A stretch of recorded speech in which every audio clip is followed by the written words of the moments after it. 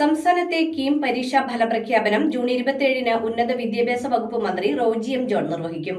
Ernakulam Kalamassery Pathadipalam government rest ഹൌസിൽ ഉച്ചയ്ക്ക് 1 മണിക്കാണ് കീം പരീക്ഷയുടെ ഫലപ്രഖ്യാപനം.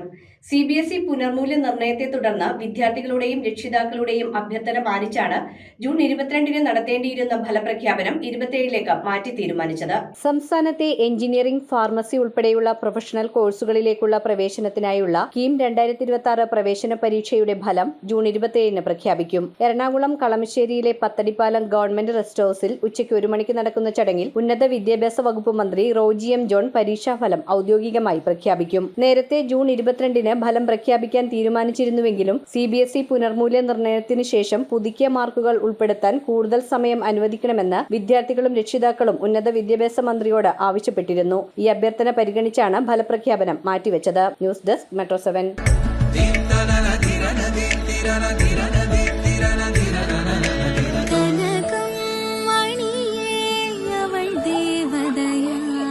സ്നേഹം പൊന്നണിയട്ടെ. 7's golden diamonds, Eramalloor, Vadathala.